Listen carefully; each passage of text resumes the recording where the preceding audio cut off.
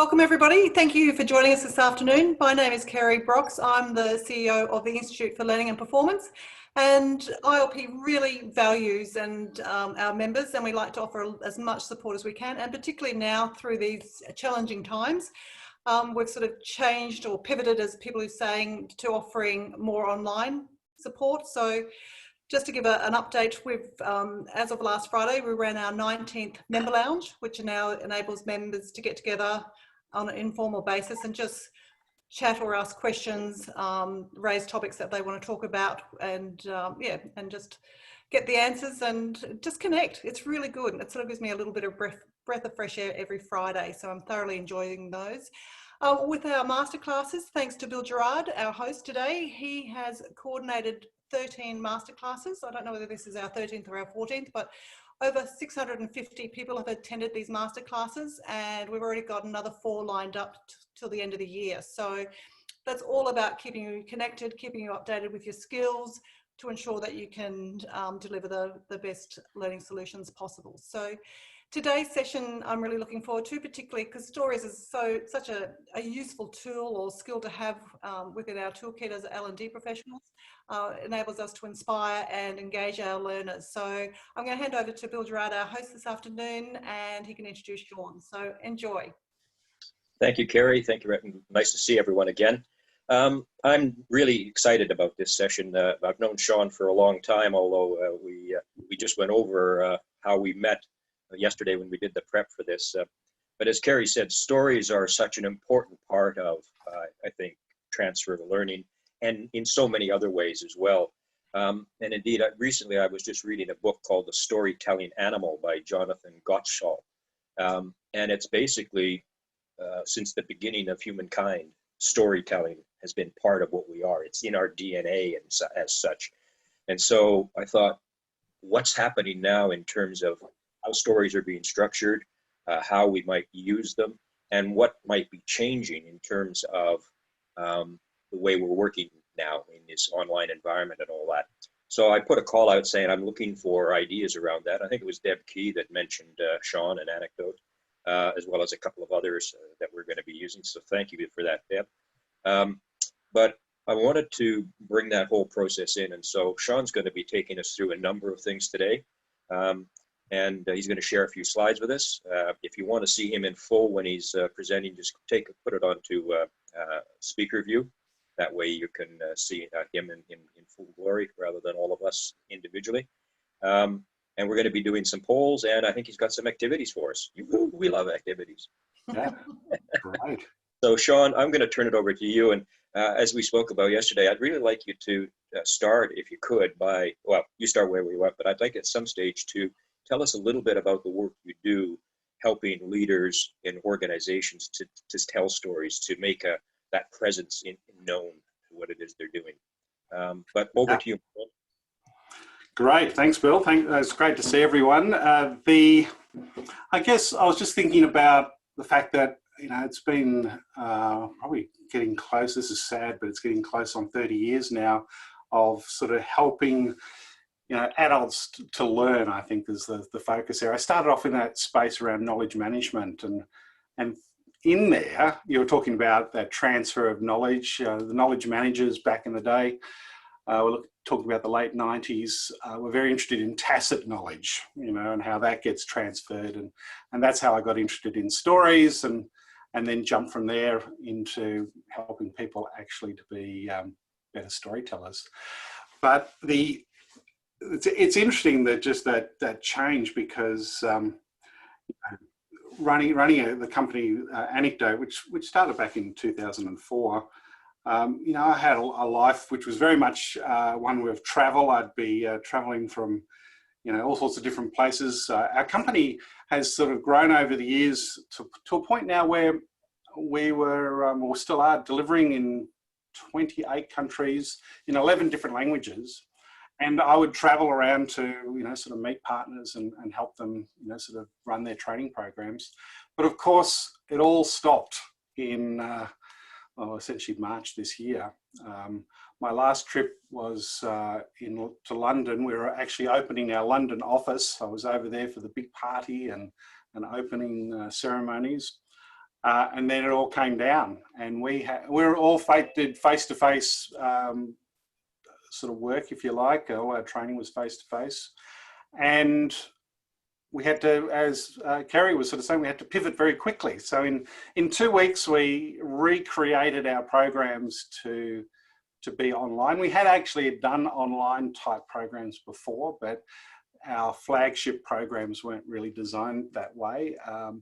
And I have to say, a little embarrassingly, our partners, particularly our partner from China, was banging on our door, sort of saying we need an online program. And we were sort of saying, well, it doesn't really work in storytelling. You need to be face-to-face, in amongst it. And anyway, we learned that wasn't true at all. I thought I'd show you some of the different approaches we've taken to help people learn storytelling skills online.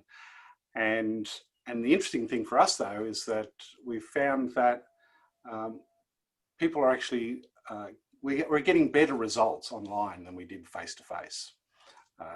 Which is surprised the hell out of us, that's for sure.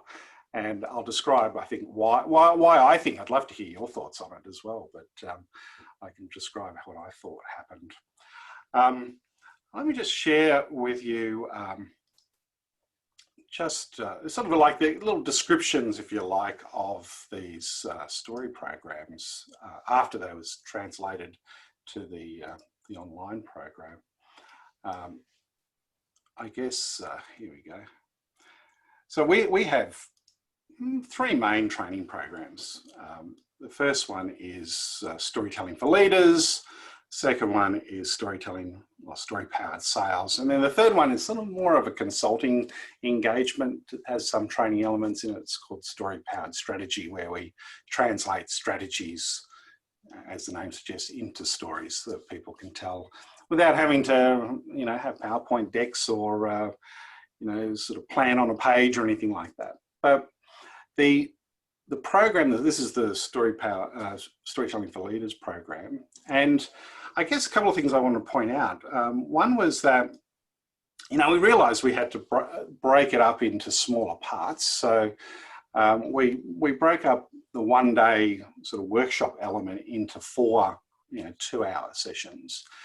But the thing that we did that it seems to have made a really big difference is in between those sessions, we would actually get the participants to jump on their smartphones and record themselves telling a story based on one of the story patterns that we sort of shared with them. And then they would submit that to us, and we would give them then a video, and then we would give them a video response, talking about what we liked about the story, what could be better. And then we would take some of those, and in the next workshop, we would start off by looking at what people provided and pulling it all apart a little bit and really enabling them to get a good sense of, what could they do to make their stories even better. And the thing that I think happens that made this a real differentiator for us was that, when you're in a workshop environment, when everyone's in the room together, you're sort of very supported by the process, the facilitator, and you don't really have that opportunity to sort of get out on your own and go, okay, how do I actually do this thing, right? And this is what was happening, I think, between the 4 little workshops that we had run online, that they had to go out on their own. They had to sort of go, okay, well, what did I learn? How does this work? And then give it a go. And the other thing is, on the recording of the video, we discovered that they would actually record themselves like 4 or 5 times before they were happy with it. And then they would submit that. So they were getting this extra practice, if you like, in terms of what they were doing. The other thing that sort of struck us too, around about the same time, it wasn't so much to do with online, but it was to do with the nature of learning, particularly storytelling. From the very beginning, we sort of took the approach that, okay, we will share story patterns, we will teach people the steps, how to lead into the story, how to get out of the story. But it occurred to me, actually, because I was trying to teach myself Spanish, right? My wife and I were learning Spanish.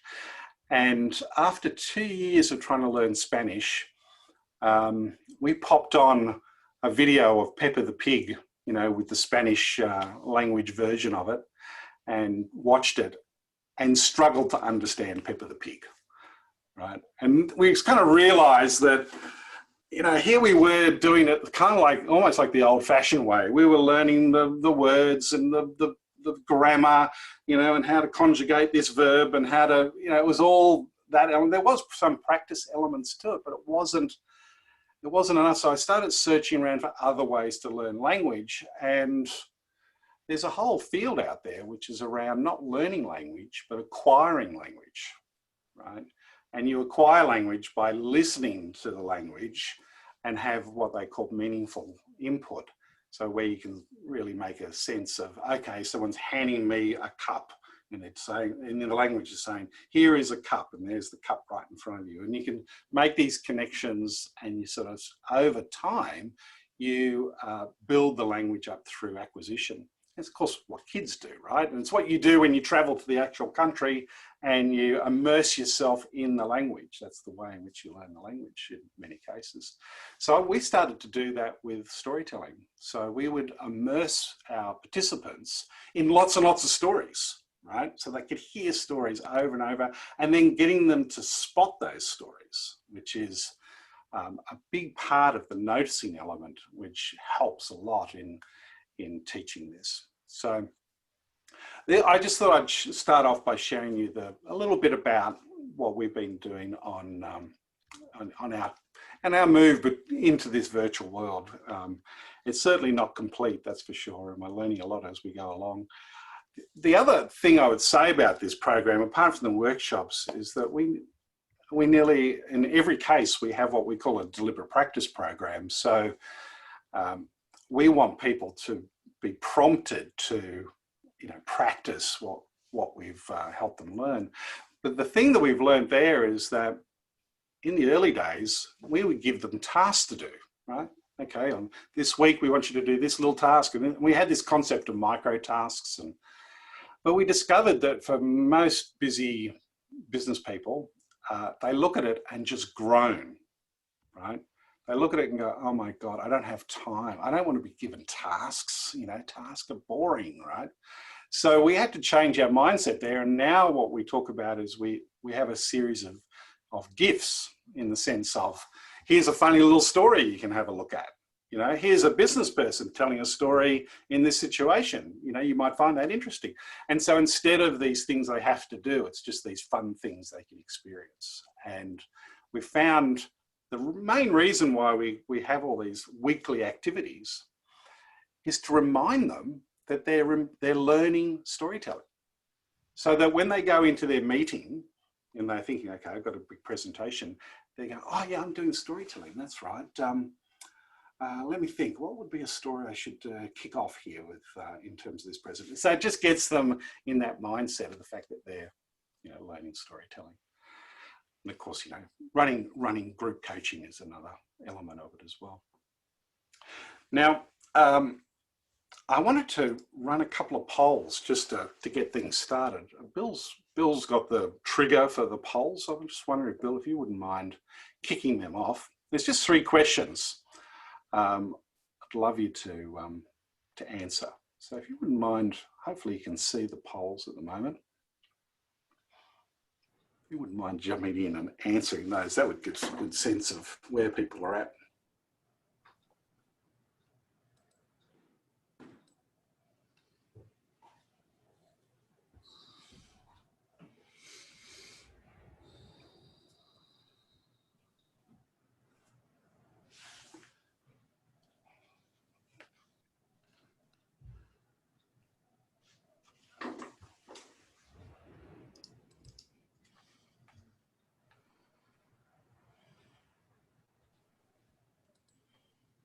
All right, I think we have just about everyone in. We got everyone in? I think so. Okay. 19. Let me just grab the... And I'm sharing the results. Can people see those? Yeah, okay. So in terms, there seems to be a good spread between sometimes explicitly using stories versus, you know, the always. That's interesting there. It's interesting, it really is a normal distribution of from no real impact in terms of stories in your workshops versus the middle, quite helpful, vital, few no ideas. It's hard to assess, I think, in some cases, isn't it? And then the last one, how easy is it? I find that this is really does, my experience, it does range in such a broad sense, because it can be a bit of a hassle to find the right story, right? So we'll talk a little bit about that. Good to see that no one picked a right pain. I'm glad to hear that. Look, I guess the starting point I find with any of this sort of work is probably twofold. One is that everyone seems to be talking about storytelling at the moment. So I know when we started, you know, a while back, hardly anyone was talking about it. It was seen as a sort of a fringe activity in many ways.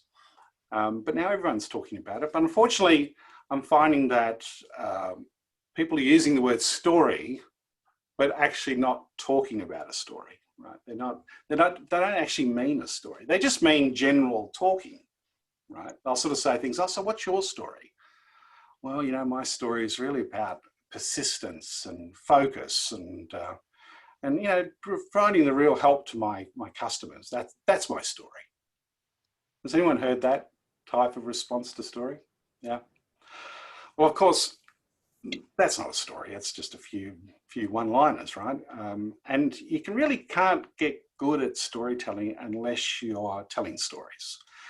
And to do that, you've got to have the ability to say, yep, that's a story. No, that's not a story.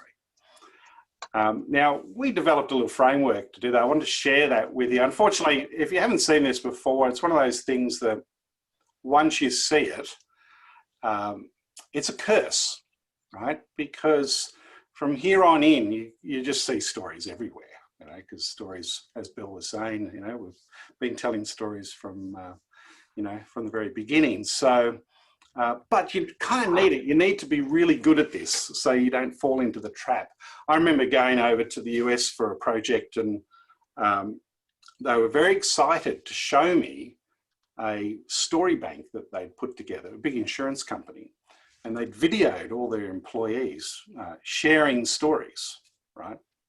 And so they sat me down and got the video, the monitor to show me the thing. And the first one was 3 people on a couch talking to camera about the company, and they were saying things like, oh, look, this company is great to work for. We have a terrific cafeteria, all the healthiest foods that you can imagine, and then they'd sort of go on to, and you know, we had this great 401k program. The company really looks after us.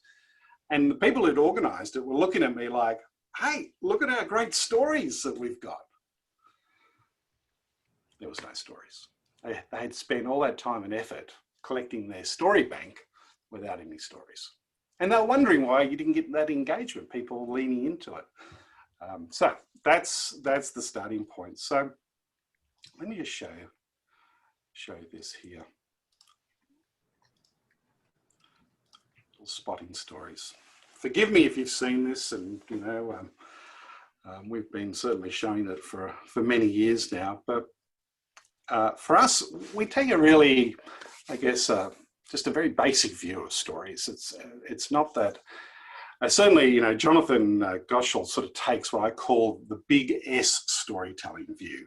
They're talking about those grand narratives, the plot structures used in Hollywood. You know, they talk about 3-act structures and denouements and hook points and all that. We don't do any of that. And the reason why we don't is because I actually started learning about storytelling in IBM, working in the Cynefin Centre, which was this research group on complexity. And we were sort of doing ethnography, anthropology. We would go into an organisation, we would collect hundreds, sometimes thousands of stories, right? And guess what? When you listen to stories in an organisation, there's no 3-act structures. There's no beautiful heroes' journeys. There's no fancy, denouements or anything like that. There's none of that, right? These are little anecdotes. That's how people tell stories in organizations, is just little anecdotes. And so they're not fancy at all. So this is sort of more representative of what I call small s storytelling, which is what we generally, by the way, if you tell a highly crafted story in an organization, people pick up on it straight away. They get very suspicious. They think, what's going on here? What's happening? It doesn't feel right. So it's much better to keep your stories smaller and more along these lines. So we know that stories, or we all know really, that stories start with a time marker. And this is one of the great indicators of whether you've got a story or not. As soon as you hear someone say, oh yeah, just the other day, or 3 weeks ago I was catching up with Jim, or you might sort of hear them say, in 2014. Right? So as soon as you hear that time marker, good chance you're about to hear a story, right? We all know of course, the big S time marker. What's the big S time marker? Once upon a time. I can see David mouthing it there for me. Thank you. If it's not a time marker, it's a place marker, because stories happen in a time and a place. So we'll say things like, oh yeah, I was in the boardroom and David walked in. Right? So it's again a beginning of a story. Stories then always have events. This happened, followed by this happened, followed by that happened. Stories are always events. They're not opinions. They're not viewpoints. They're not perspectives. They're not any of those things. They're events. So something always has to be happening. And in fact, you've got a good story if people are sitting there listening and they're going, oh, I wonder what happens next. Right? That's the sort of driving force behind a good story. Third is that a story is made up of people, well, probably more generally characters, but in business storytelling, we're mainly, we're always talking about people. And dialogue is actually a real giveaway of a story. We only do dialogue inside a story, right? So it's interesting when you're listening to people talk, you'll often hear them sort of say, oh yeah, I caught up with Jim the other day. Do you know what he said? And then you do the Jim dialogue, right? Now it turns out, as soon as you hear that, you know you have a story, right? Actually, songs use that technique quite a lot, where you're hearing people talk to each other. As soon as you provide dialogue in a story, it provides a real intimate feeling for the listener. They feel like they're right there, they're listening to the conversation that's happening in the story.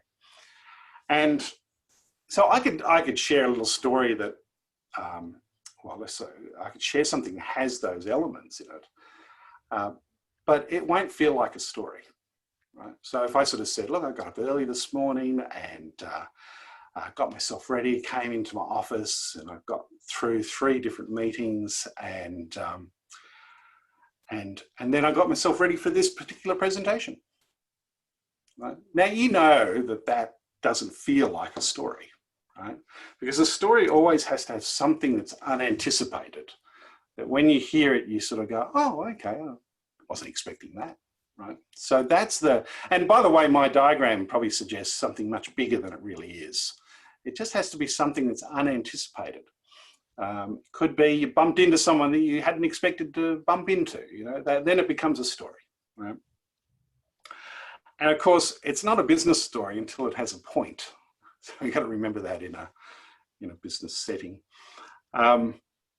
I guess the thing that I would like us to do is to be really good at not only understanding that point, but to be able to draw points from any business story. And what I thought I'd do is I thought I might share a story and get you to tell me what the business point might be, okay? You can either pop it into the chat window or just unmute yourself and tell me. As you know, just about every story has lots of different potential points, and so there's no right answer in this.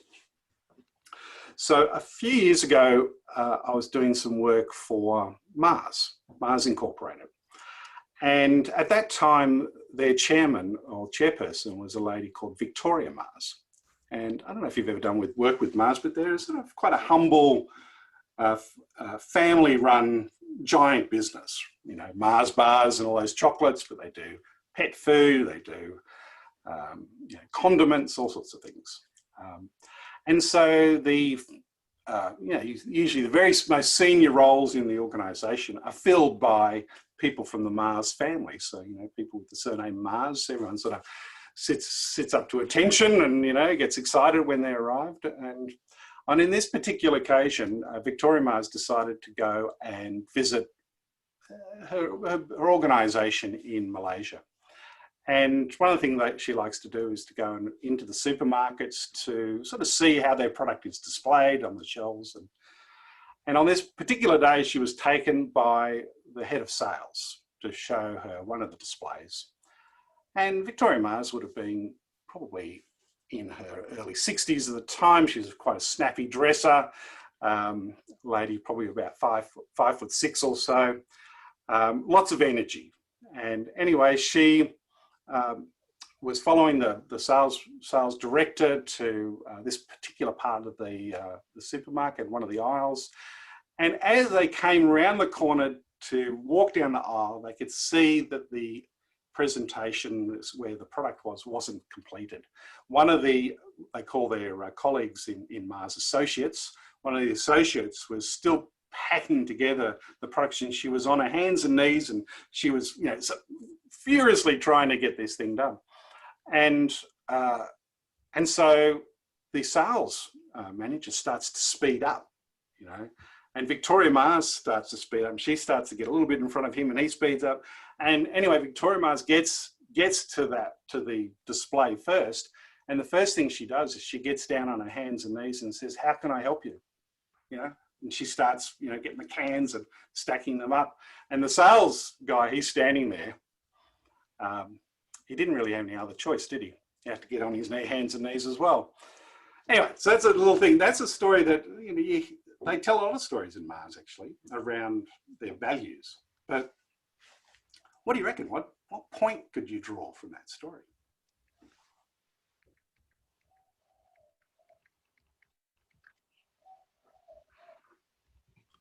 So we've got walk the talk, servant leadership. We're all hands on. Feel free to unmute yourself. I always like to hear some voices as well. We're a relatively small group. Well, I think typically you'd expect, Shawn, that you know, that person was going to bear the wrath of the CEO because things weren't, you know, as perfectly presented as they should have been, but rather he was, you know, fabulously helpful, and just goes to show what sort of values that organisation has, that she was willing to get down and dirty and, you know, pitch in to get their display looking as fabulous as it could be. Absolutely. Thanks, Meg. Yeah, that's right. So it was that whole idea of, you know, we're all here to do a job, you know, and no one is above getting down and getting the work done if it needs to get done. So I thought that was great. So when you're sharing these stories, or a story like that, I always find it's useful to preface your story with the point, which seems to be counterintuitive, doesn't it? But here's the thing, in business conversation, if you launch straight into a story, often business people will be looking at you like, why am I listening to this? And they get all a bit edgy, you know, and they want to know how long are they stuck in this thing, right? And because you can't just, it's kind of quite rude to interrupt someone when they're mid-story. You actually are, you know, sort of taking a stand if you cut someone off, you know, mid-story. So to make people more relaxed, you start off with the point. And you might sort of say, in that case, you might start off that story by sort of saying, you know, from my experience, the very best leaders are the ones who pitch in and help out, regardless of their, you know, where they sit in the hierarchy. A few years ago, I was doing some work in Mars. So as soon as you hear that, you sort of go, okay, the story is going to be something around this idea of servant leadership, as you say, And the person then is listening to the story, waiting for that penny to drop. And when it does, it's almost like they get a little boost. They go, ah, I've got it. There it is, right? And then you might want, there's a couple of different ways to end your stories, of course. You could end them, well, let me tell you some of the ways, one way which I hear people end stories, which is a poor way to end your story. And that is to describe the story. Have you heard anyone do that? Where they get to the end of the story and they can't finish it.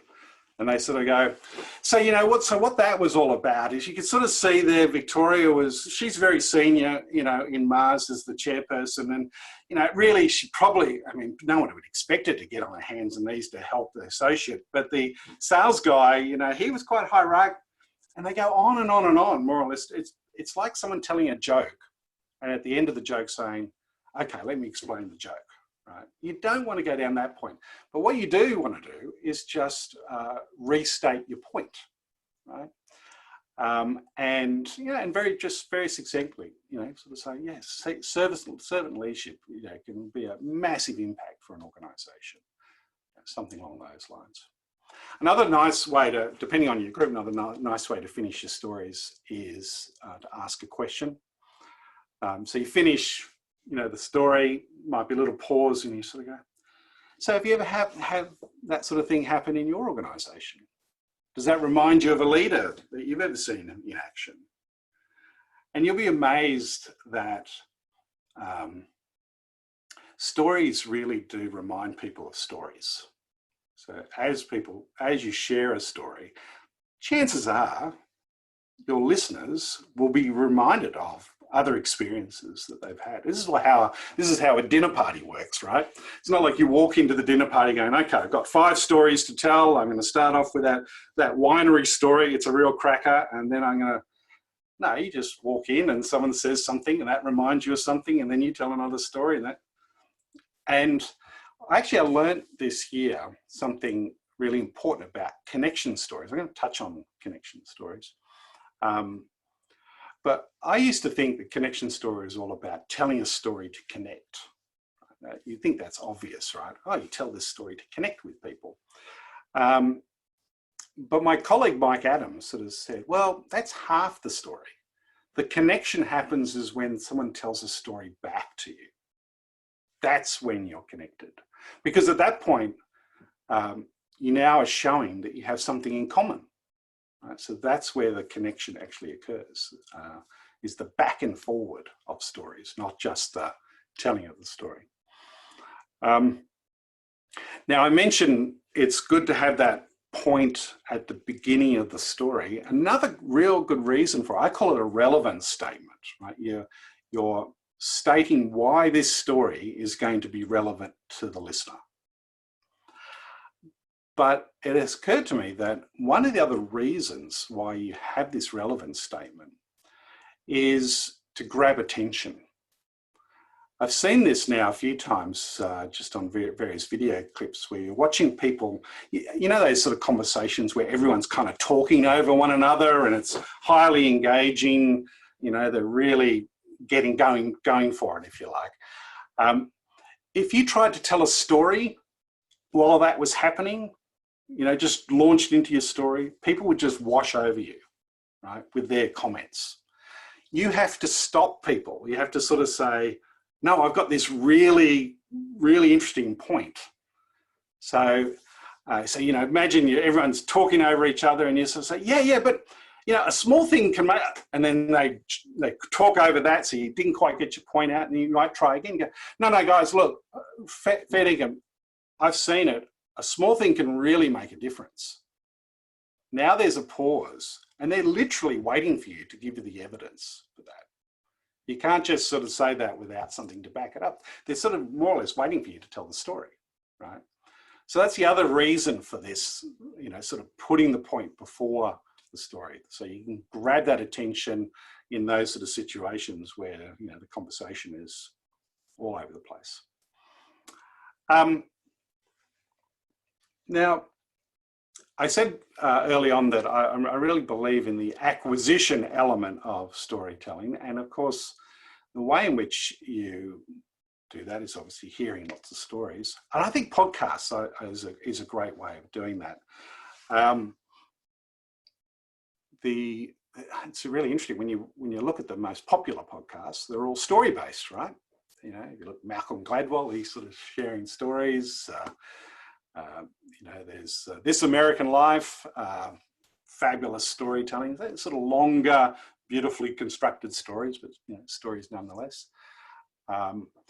We've created a podcast which is designed to help people build their repertoire of stories. So where we just tell one little story and then talk about where you would use it, how you would use it, you know, what's good about it, what could be better, all those types of things. So if you want to build your story repertoire, I think we've got a bit over 70 episodes now of our podcast. It's called Anecdotally Speaking.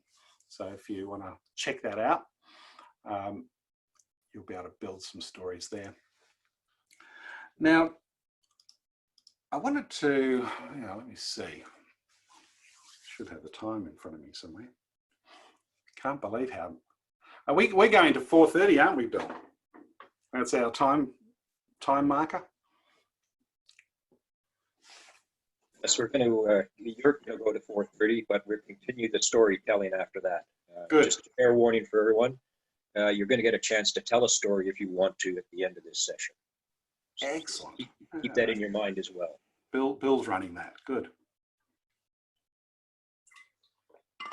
So I guess I wanted to sort of quickly describe a couple of story types too, just so that you have those in your mind. I've never been a big one for story structures. I find the majority of stories, you don't need to know the structure of the story. We kind of know how to tell a story, but there is a few different places where it's useful to know a little bit about the structure. And I'm going to just, let me see, I'm just going to share this screen for a moment. I mean, these are the 4 story patterns that we teach in our programs. The connection story is, as I mentioned, is that one you tell, and hopefully someone will tell a story back, and that's when a connection occurs. Actually, just about every story you tell is a connection story. It gives you people an insight into your character in some way or another. But the one that has a bit of structure is the clarity story. The clarity story is great for explaining why you're doing something. And it has a lot of versatility. We use it for strategies. So, in terms of, why a certain strategy has been adopted. It's great for change. You're doing big changes. Why are we doing the change? And the structure is just got 4 parts. It's simply, look, in the past it was like this, and then something happened. So that's why we're doing this. So the future can be like that. So in the past, you said it's setting the background, the context, if you like. Then something happened, and that's the crux of the story, by the way. But then something happened, and then, of course, as a result of that thing happening, we're going to do this. So this is your actions you're taking. It might be your strategic choices. It might be whatever you're doing, your change, and then it's about the future. Right? So then we'll get this result. Now, the future is the hardest bit because it hasn't happened. And I find when people use this structure, they're very narrative in the first 2 parts of the story. So in the past, and then something happens, very narrative elements to it. Then they start to get a bit dot pointy list-like when they get into, and then we're going to do these 3 things. And then they lose the plot altogether at the end, where when you ask them about the future, they'll say things like, oh, in the future, we're going to be so much more collaborative, and we're going to have, we're going to be digitized, and what else? Simplification, it's usually a list of characteristics for their organization. Unfortunately, if you do that, you kind of lose the whole sort of story element to it. So there's 2 strategies that I want you to think about for the future. The first strategy, I call it a Gibson strategy. So William Gibson, sci-fi writer, was famously, supposedly had said this, it's hard to find any evidence for this, but had supposedly said that the future is already here, it's just unevenly distributed. And I kind of like this idea that, you know, in big organizations, the future is happening somewhere, you just have to find it and tell it, right? And so I like to help people find those, you know, elements of what the future might be like and actually tell that story. So they might say something like, so, you know, one of the key things we're doing is we're taking a simplification strategy. So in the future, we will have an organization that looks like this. In fact, you know, we're already doing this. In our regional offices out in Bendigo, we started an initiative just 3 months ago. And this initiative did this, this, and this, and this, you know, these are the great things that came out of it. And, you know, and we've also done this in Western Australia. And you might tell another little story, and then you might tell a third little story.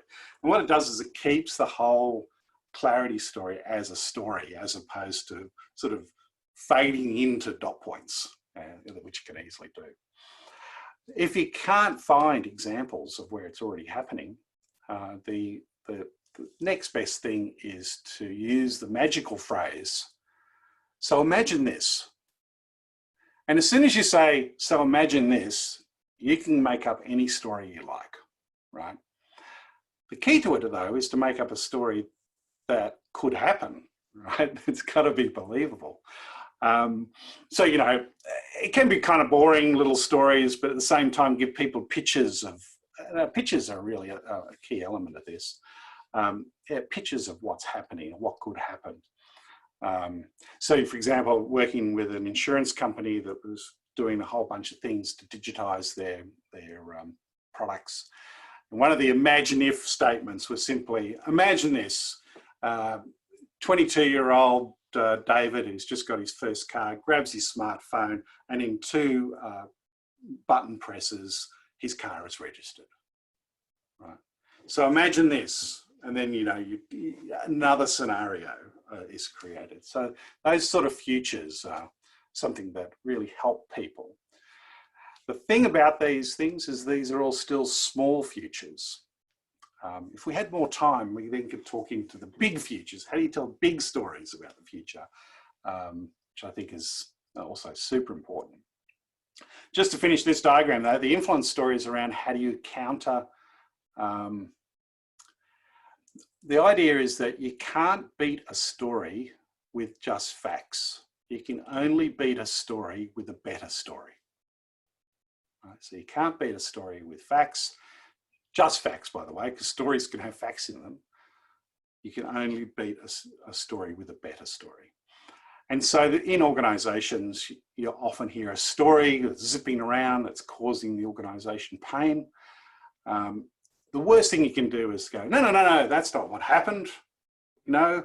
And then sort of say, this is the current situation.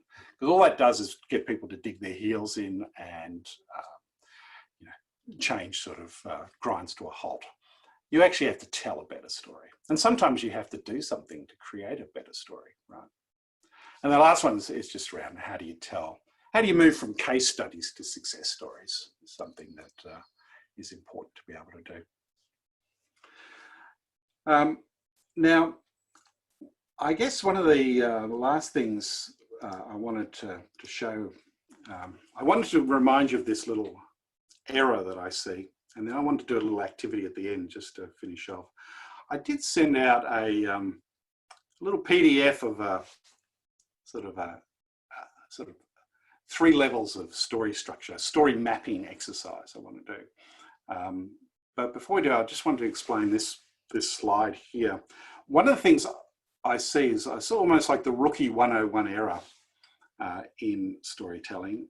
And that is once people learn about stories, they want to use the word story all the time. And they start off by saying things like, so guys, I'd just like to start with a bit of a story. And I tell you what, if you do that in front of a whole bunch of engineers, they'll all just slump into their chairs and go, oh my God, right? Eyes roll back into their head. They just they can't bear it, right? It's even worse if you said, I've got this funny story I want to tell you, right? You're setting yourself up for failure. Here's the thing. If you, in front of that highly technical group, any group really, but in a highly technical group, if you said, look, something really important happened last week I need to share with you. What are people thinking then? They're usually thinking, oh my God, what happened? You still tell them a story. It's still a narrative, right? But you never use the S word. So when you're in front of those groups, you talk about examples, you talk about experiences, you talk about things that happened, you talk about case studies, you talk, you know, there's a bunch of other things you can say other than the word story. It's unfortunately, it has with it, it drags along with it a sort of a real sort of baggage of meaning that's not helpful for us in an organizational setting, okay? Now it's different if you're, you know, sort of maybe presenting to a group of writers or artists, or there's a whole bunch of people who love the word story, and in fact would be more than happy to be immersed in that word. But when you're teaching people to do it out in that tougher environment of organizations, many organizations, yeah, you want to drop it. Now, okay, it's 4:17. I think this activity might take us to the end, and I'd love to hear some questions just as we finish up.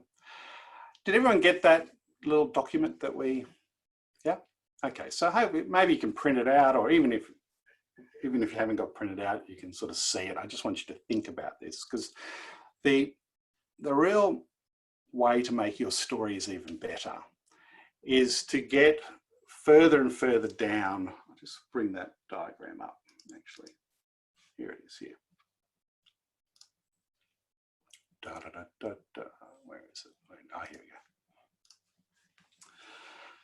So if you like, we tend to move from high-level opinions and assertions through to just describing general events down to getting into moments. And when we get into a moment, that's when we usually can see it happening. So who could see, for example, Victoria Mars on her knees, right, next to that associate? Well, we were down at that moment level. But as I was setting it up and I was sort of saying, you know, she went to Malaysia, she was going to the supermarket, I'm sort of just describing the broad events, right? And maybe right at the beginning, if I was starting off with the business point, I'm actually making an assertion. We're not even in a story at that point. I'm just giving you my opinion.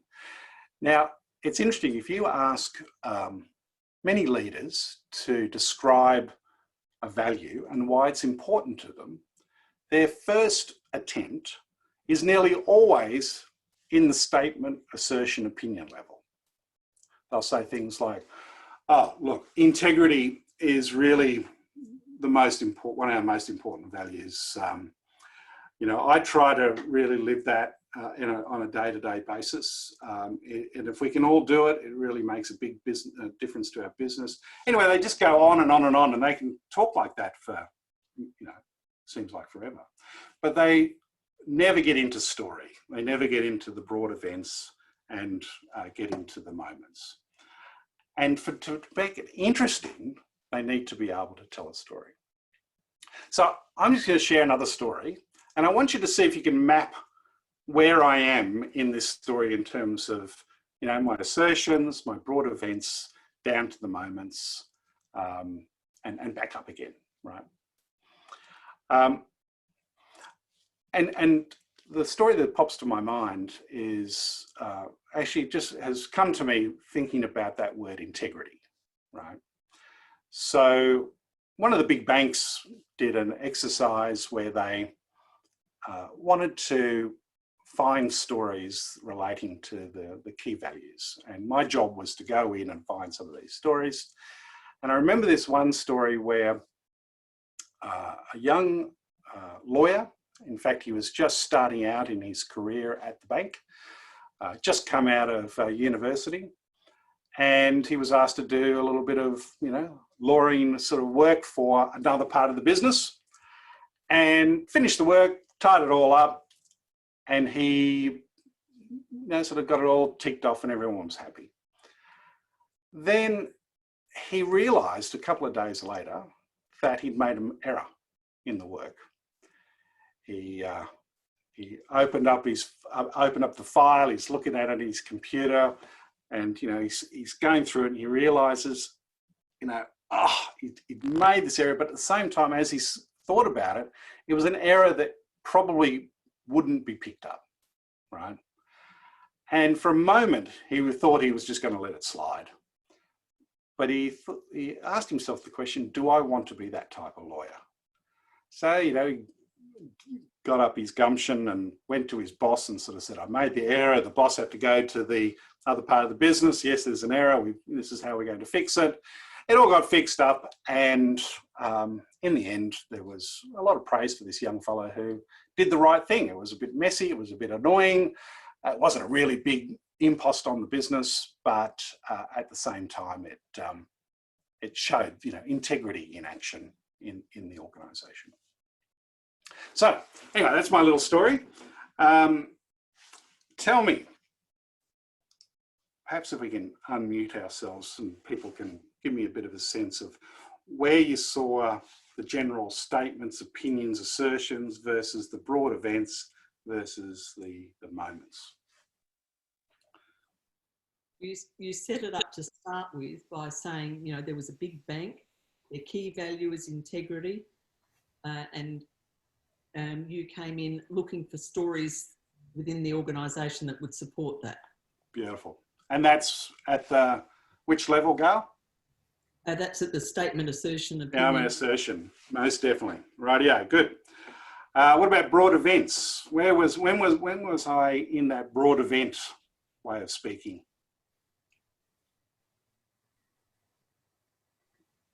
Who would like to have a crack? Oh no, friend, Gar, you've done a great job to start us off. Probably when he, had talked when you were talking about the work he was doing, and he thought he was done, and then he realised a few days later he'd made the mistake and went back and corrected himself. Yeah. And he went to his manager, and the manager then went to the next person. And yeah, so it's sort of like the nuts and bolts of the story, really, isn't it? Yeah. Yeah. What about moments? Was there? I hadn't really planned to tell that story, so I had to sort of think to myself, oh my God, do I have a moment to tell? But I think I threw one in. I think a moment would be where he said to himself, do I want to be that sort of person? Yeah, right. Yeah, exactly. And it's usually, dialogue is always a moment, because dialogue is something that you can imagine the person's actually saying. And sometimes that's internal dialogue. So that was definitely one moment. Yep. There was one other moment that I sort of tried to throw in there. I think it was when he sort of thought he had made a mistake, and you almost paused, and you sort of get that sense of, is he or isn't he going to admit to it? So there was almost a crossroad for me at that point. Yeah, right, good. And I think at that point too of the story, I had him looking at his document on his computer, right? And so it wasn't a strong visual, I have to say, but it was something where you're down at that moment level. Now, that's what we need to do with our stories. Often we will keep our stories at the broad event level, right? But you find if you do that, they become less memorable, because it turns out we remember the pictures. We have a phenomenal memory for pictures, and the pictures happen when you get to the moments, right? It's hard for us to remember banks. Bank is a sort of an abstract term in some way, but him sort of looking at a document, or him sort of saying to himself, oh my God, I don't want to be that type of lawyer. They're the moments, and they're the bits we remember. Actually, there was a lovely bit of research that showed that they took these a whole bunch of students at a university. They always get preyed upon for these experiments, but they had to look at 10,000 images, Right? It took them a week to look at 10,000 images. And then a number of weeks later, they were showed the images again, but next to the image they'd seen before was an image they hadn't seen, and they had to decide which one they saw a few weeks back. Well, it's over 90%, right? We get that for 10,000 images. I mean, it's just how good that element, our visual ability, is pretty phenomenal. Anyway, guys, I just wanted to give you a bit of a sense. An hour is obviously, goes quickly, but is there any questions that people have at this stage in the last few minutes that we have together? Go ahead and unmute yourself and ask any questions you like. I have a question. It's Anne here, Shawn. Hi. Many years ago, I ran a course where I was using anecdotes and stories quite well, but I had two participants who wanted to respond to every story with their story, and it became a competition between them and then me. I was in my early days of training. Perhaps now I have techniques that I'm not aware of that I use, but what's a good technique to control that sort of thing? Perhaps absolutely taking over. Yeah, that's a good question. I think it's really about getting people to do activities. I know when I'm collecting stories, I have specific techniques to use. One technique I use is that especially if you're in a circle, the worst place you can put those types of people are directly across from the facilitator, right? Because they engage, they're looking right at you.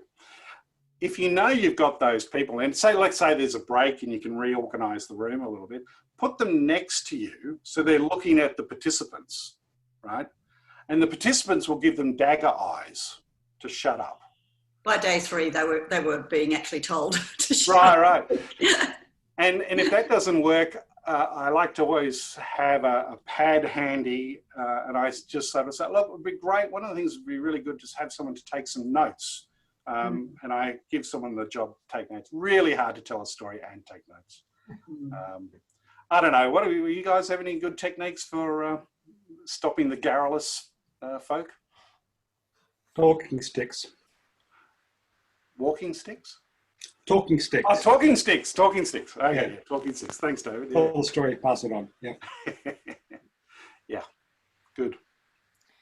I have a question, Shawn. It's Sarah, and I think you've demonstrated it, but how long would you recommend the length of your average business story to be? I think there should be around about 90 seconds, Yeah. I did this little analysis of, and I'm just going to have a blank on the lady's name. There's the woman at the moment who's doing great work on resilience, and she's doing all these TED Talks and Brene Brown. Yeah, Brene Brown. So she's a fabulous storyteller, right? And so I went through her presentation and just actually counted up the number of stories she told in an hour. And if I remember correctly, it was like 30 stories, right? And looking at the length of the stories, her shortest story was 7 seconds. Oh, wow. Right? She walks on stage. Oh, this is great. She walks on stage and goes, I was just asked by the guy on the side that, should I take my purse on stage? He says, well, I always take my purse. I'm a Texan, right? And it just gives you a little bit about her character, and it's just like, it's the shortest thing. It's a little story, but it gives you a flavor of the type of person she is, right? She's this on stage she's outgoing. Apparently she says she's an introvert, but so you'll find that on our blog. I can send the link to Bill, and you can share. He can share it with you. But it just shows you all the different stories she tells and how long they are. I think the longest one she tells this really involved story about going for a swim with her partner. Do you remember that story? And I think that was about 6 minutes long, right? But the majority of stories she tells are sort of in the order of 30 seconds to 90 seconds long. Like 25 of the 30 stories were in that sort of length. So, and then I compared her with Kevin Hart, the stand-up comedian, and it was almost like the same pattern. Like he was telling stories almost in the same type and shape that she was. So interesting, I think. I've got a question for you, Shawn. Who do you refer to or use as great examples? You gave one there with, was it Brown lady? But Brené Brown, yeah. Brené Brown. But in terms of, you know, successful business people, do you tend to refer to the likes of Steve Jobs, or who do you say are master storytellers from the business world that you would encourage? Yeah, look, a couple of ones that stand out. Richard Branson is a terrific storyteller, and actually uses those techniques, that clarity story structure. He uses that over and over again, right? And he can tell it in such a short, sort of short space. Like he tells that clarity story in four sentences. I remember listening to him on the radio as he brought in, I think it was the product Virgin Money to Australia. And he sort of said something like, look, in Australia, in the past, you were all controlled by 4 banks. And as a result of that, there was no choice. So Virgin's come in to give you choice. So in the future, you'll have freedom, you know. And he told that exact story on multiple radio stations I heard over a couple of days. So he's very mindful about that. On the politician side, Barack Obama started out as a very good storyteller. For some reason, he was really good in his first term, but it was almost like someone told him, no, we can't have too much stories anymore. And he didn't do as many stories in his second term. So anyway, there are a couple that sort of spring to mind. Yeah. Thanks. I was trying to think of a good woman leader, and the person I'm thinking of, I just couldn't remember her name, is the CEO of IBM, and she tells. Oh, I tell you who is another good example is the ex-CEO of Pepsi, the Indian lady. What's her name? Do you know who I'm talking about? Terrible. I have to get better at names, right? Naidu or something? Yeah, that's right. Indira Naidu. Yes. Yeah. She is a absolute top-notch storyteller. If you want to get, and she tells this hilarious story about when she became CEO of PepsiCo and coming home. I won't tell you the whole story, but essentially coming home, her mother lived there, and it's just how she was not treated as a CEO. Like when she came home, her mum told her, when you walk in that door, you have to take off your princess crown, my dear. And anyway, it was kind of a funny little story.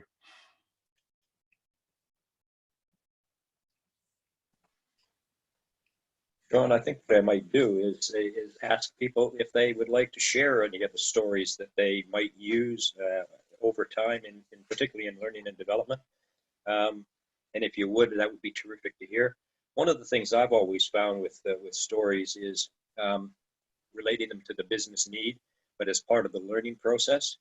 And I found when you're in that environment where you're in the room with people, you get a chance to use, your face, your body, motion, activity, walking up and down, like a Billy Connolly on stage kind of stuff. You can do a range of things. And I know there was a story that I used for many, many years as part of the continuous improvement training, and then later on in the problem solving stuff, of a story that was showing about how anybody can make a difference, and it can be quite powerful in doing that. And the story that I'm thinking about was when I was back working in a big bank, and I went out to our New South Wales office where they had about a 49% staff turnover problem. So massive turnover problem. And they had a new state manager there. So I went over and said, listen, I want to look at this problem that you're having here. And what was interesting about it is that he said, Bill, he said, I really need some help with this. I cannot figure out what's going on, as we walked to his office. And when I got to his office, he sat behind his big, huge oak desk, and I sat down in the chair in front of his desk. The trouble was, it was up here on me. So what happened was, of course, I got up and stood up and sat on the desk because I was more superior, higher up the ladder than he was, and basically said to him, we're going to work on this process together as we go through. And then later on in the day, I went out and was speaking to some of the staff, and I mentioned this desk thing. And they said, yeah, it's been like that for years and years, 3-4 senior managers ago. Because what had happened is they'd cut the legs off the chair that I was sitting in, and it was actually cut back. So you were leaning back in this chair way down below the desk. So I'd said to the team, well, if anybody can think of any ways we can maybe deal with this cultural issue, please go ahead and just take your time and go ahead and do it. I gave them permission to act. The next day when we came in, the manager and I, they had cut the legs off his desk, and his desk was flat on the floor. And so the lesson was, a small story can make a big difference. That's a true story, by the way.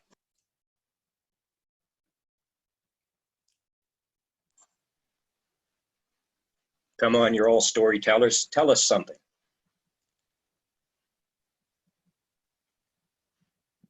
You know, there's something about being told to tell a story, and I don't mean told, that I go completely blank, and yet I tell stories all the time in my training, but I'm just blank. It's, yeah, I don't know, maybe don't know what's going on. I'll keep thinking. Yes. I think people need triggers. It's sort of normally, yeah, as soon as you get that little trigger, you can think of a good story. But yeah, put on the spot, I'm with you, Sue.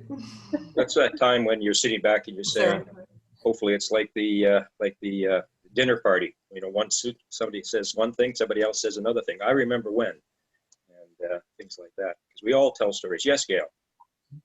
I have a story that I tell when I'm doing a talk about disability. It relates to this book, What We're Really Like. Mum walked with an artificial limb after she lost a leg in a car accident. So I'd tell the story of how the accident happened.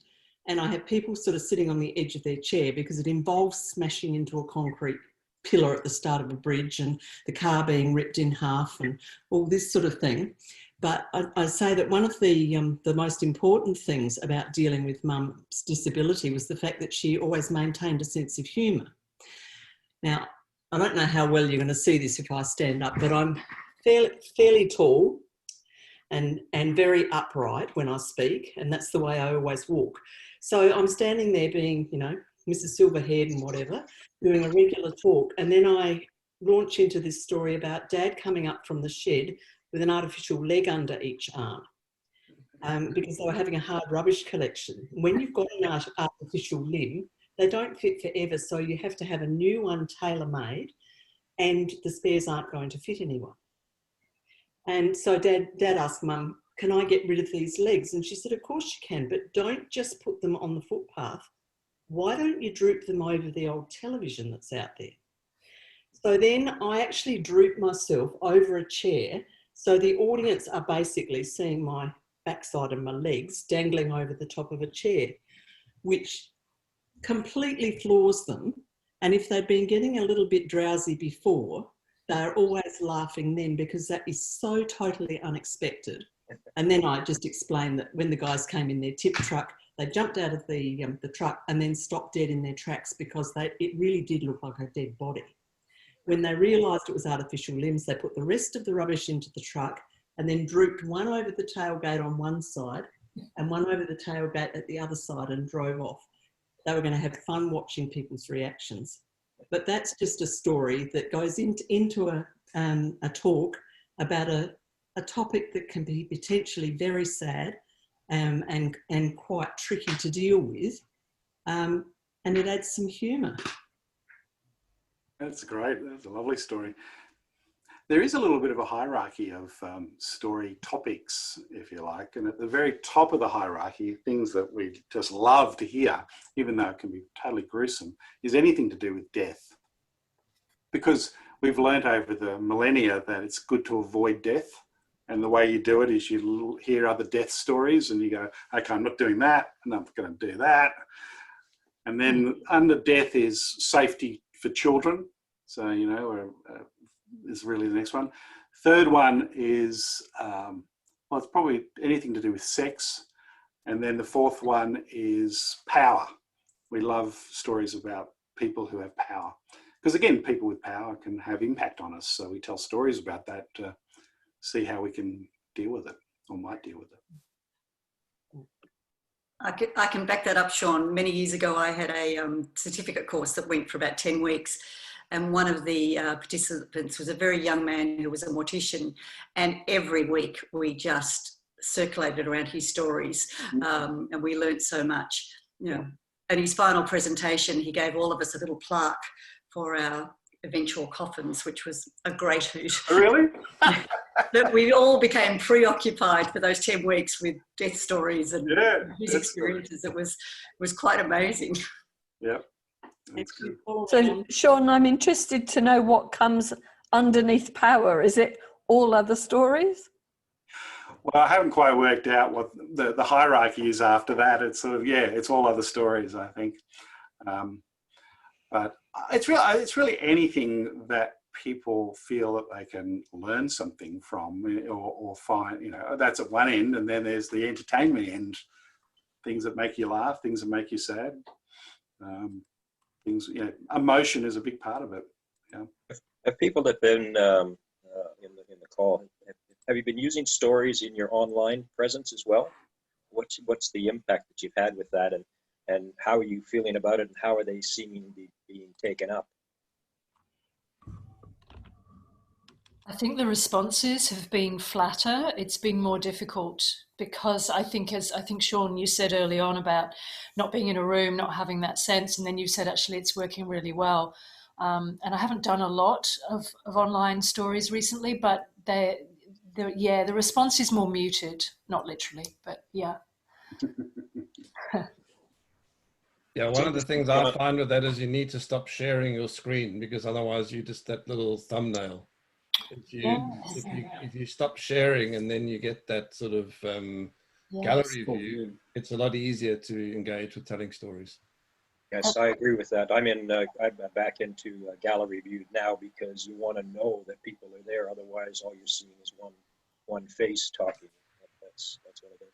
Shawn, yesterday when we were talking, you mentioned something about that there's some real science around that when people are in the room together. I was only told about this the other day. I thought that was fascinating. You might want to share that with this group because I think it's very powerful.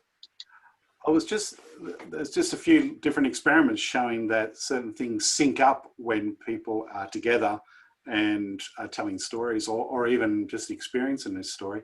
And the one that I was sharing with Bill was, Bill and Kerry, was the, wherever we are, we're always exuding, chemicals, from all parts of our body.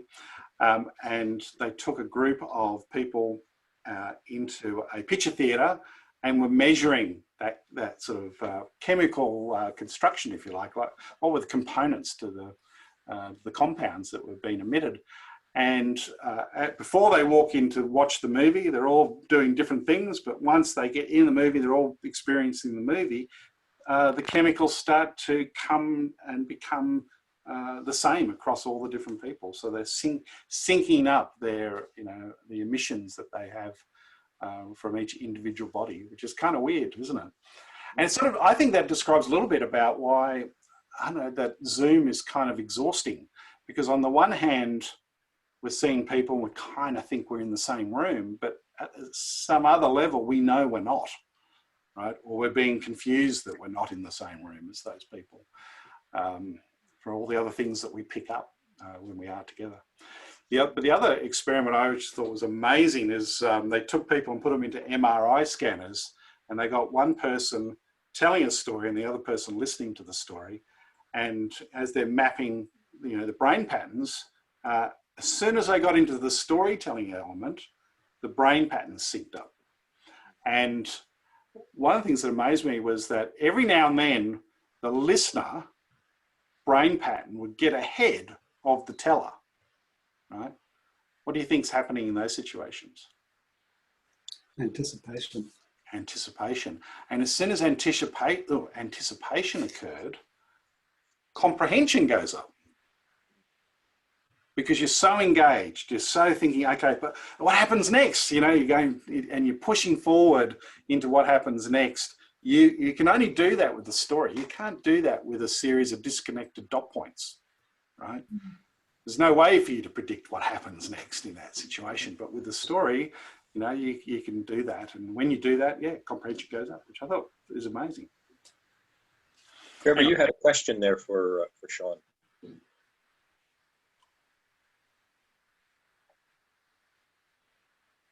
Sorry, I'm using my spacebar as a unmute, and it was still linked to the text bar. Yeah, so I had told some stories in the book that I was writing, and my audience are engineers. And one of the bits of feedback I got back from some of the audience is not to put detail. For example, in one of the stories I'd mentioned that the you know, this person asked for his favorite coffee, you know, it was extra hot, sort of flat white. And one of my beta readers sort of fed back and said, you know, why did we need to know that? Why didn't you just say it was a coffee? So I'm interested to sort of know, on the one hand, I want to take feedback from beta readers. On the other hand, I've had other sort of advice about making sure that your story is interesting and make the character come alive with some of the, you know, elements of their personality coming through and not just the content of the story. Mm. Yeah, and the first thing I would say is it's quite different between a written story and an oral story. Right? So with a written story, we have certain expectations as to what's happening in a written story. You tend to use more fancier words in a written story. You know, you can't do things like in oral stories. You can rhyme, you can repeat, you can not even finish a sentence, and that's all good in an oral story. Can't do that in a written story. But in terms of you know, providing those little flourishes that give you an insight into people's characters, I know with oral stories, Malcolm Gladwell's very good at it, right? But he'll do it in a very small way.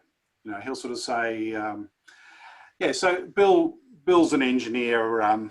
You know, he's a tall guy with you know, who loves wearing a Stetson. That's all he would say, right? And then he would tell the whole story. But we've got this bit of image about Bill in his Stetson, right? And so, you know, it's unlikely when you tell an oral story, you then have them, you know, people together and you get down to the minutiae of you know, the coffee they were drinking and things like that. But you would do that in a written story. So I'm reading this classic story at the moment, or classic, enjoyable story about a wine, what would you call him, a wine merchant, a Sydney wine merchant, that finds essentially Stalin's wine cellar, which has all these wines from Nicholas II. And the way the writer, a guy called Nick Place, has done exactly what you've done, Trevor, right? So he will talk, like he'll sort of say they're going to a restaurant and they're in Georgia, and he'll talk about the Georgian food and, you know, and use all the Georgian language. And because I'm sitting there just immersing myself in that environment, I'm very happy to do that. That's part of the experience. Whereas oral stories, I think they're a bit more like fairy tales. You've got to move quickly, right? And you don't want to be slowed down with hot coffees or anything like that. You just want to get to the point, right?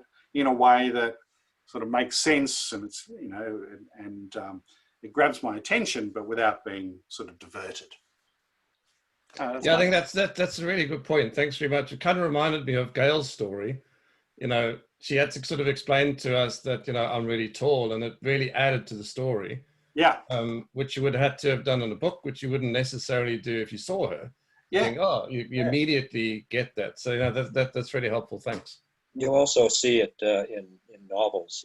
I particularly like Lee Child at the moment, the Jack Reacher things. But you look at the detail that he goes to, and that detail paints the picture for you. And I think that part of it. So it's a case of how detailed do you need it to paint that picture, and putting it together. So, yeah. Yeah, I think there was a phrase I heard where they were talking about fairy tales. I mean, fairy tales are essentially oral stories written down, right?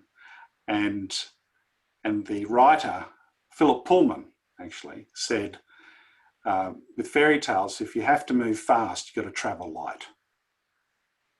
And I thought, that's what it's about. That's what oral stories are. You're moving fast, you've got to travel light. Yeah. And we all have stories. I mean, we have our life stories, and some of us have written them down, others have contributed to them. And we use those stories. We use the business stories, we use the life stories, the travel stories. And I think stories are part of what we are. And as L&D professionals, I think one of the things that's important is for us to connect with those stories and bring them to our audiences as much as we can. So, Shawn, I'd like to say thank you very much for a great session. I really enjoyed it. I hope everyone else did as well. And I'll sit back and just say, we've got a number of great masterclasses coming up, as well as the member lounge. So stay tuned and stay on our websites. And we've also got some announcements on the Learning Impact Awards. Carrie, did you want to say anything about that? And then we can finish up. Yeah, sure. We've extended the nominations, so they finish off. I think people have got until mid-October to get them in. So if you've done any good learning initiatives this year, or you know someone who has, there's 11 different categories. So jump onto our website, have a look, and please nominate, because it's all about recognising those people that have made a significant difference through their learning or through their roles that they're performing. So really important to do that. So as well.